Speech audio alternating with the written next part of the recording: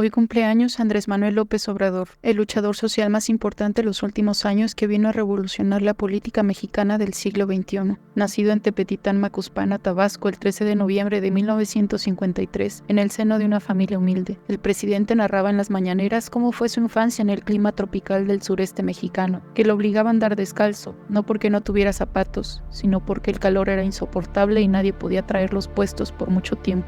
En 1973 ingresa a estudiar Ciencias Políticas en la UNAM, donde pasa por muchas cosas difíciles por la falta de recursos para estudiar, por lo que cuenta que una señora siempre les fiaba la comida, casi se la regalaba, porque a veces no le alcanzaban a pagar todo, pero ella le seguía dando. Muchos criticaron al presidente por tardar 10 años en titularse, pero dadas sus condiciones económicas hizo lo mejor que pudo, luchó contra las adversidades y eso es lo que contribuiría a formar su perspectiva social de que el pueblo necesitaba oportunidades para salir adelante. Fue así que en 1975 se afilió al único partido existente en México. Su visión política sería fomentada por el poeta Carlos Pellicer, a quien conoció en la casa de estudiante donde vivía y con quien construyó una buena amistad hablando sobre la situación de los indígenas chontales en Tabasco, quienes le preocupaban al joven Obrador. Fue así que comenzó a trabajar a favor de ellos siendo delegada en el Instituto Nacional Indigenista, que por las experiencias que han contado personas que lo conocieron allí, nunca dejó sin atender a nadie. Después de eso ocupó cargos políticos de los que renunciaría por diferencias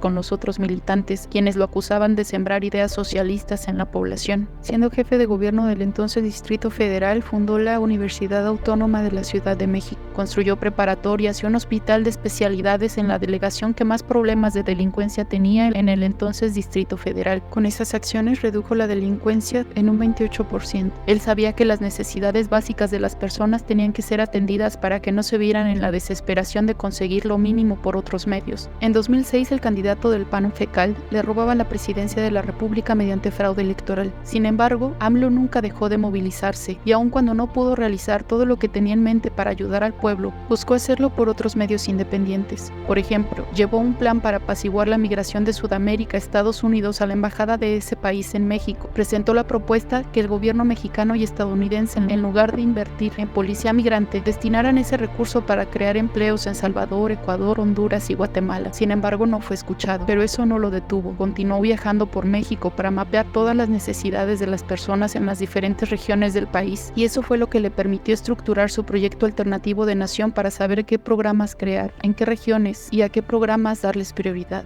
En 12 años estuvo trabajando en ello. Fue por eso que cuando llegó a la presidencia en 2018 supo gestionar de manera extraordinaria los recursos de la nación y actuar en emergencias como la pandemia y la guerra en Europa. Muchos piensan que planeó solo para un sexenio, pero sabemos que no. Tantos años de saqueo y corrupción no se podrían revertir y transformar en tan poco tiempo. Los primeros 6 años los dedicó a atender las causas de la pobreza y el malestar en la población más vulnerable, reformando la Constitución para garantizar los derechos de los adultos mayores y personas con discapacidad a pensiones bimestrales, además de las becas universales para los estudiantes. Pero una vez reformado el Poder Judicial, va a comenzar a ir por todas las consecuencias de las malas gestiones de gobiernos anteriores, que son la violencia y la corrupción, juzgando y encerrando a todos aquellos políticos y delincuentes que hayan cometido actos de corrupción y delitos graves. Se va a restituir el bienestar en el país. Solo basta ver los resultados de sus 6 años de gobierno para confiar en la presidenta Claudia Sheinbaum y el segundo piso de la Cuarta Transformación. Obrador nos regresó la esperanza al pueblo y el pueblo está tan consciente y agradecido por ello que ningún obradorista ni chairo nos atrevemos a decirle ex. Incluso ningún político de izquierda lo llama así. Para todos él siempre será llamado presidente en muestra de cariño y con profundo respeto y agradecimiento. Feliz cumpleaños, presidente Andrés Manuel. Es un honor estar con Obrador y la Cuarta Transformación.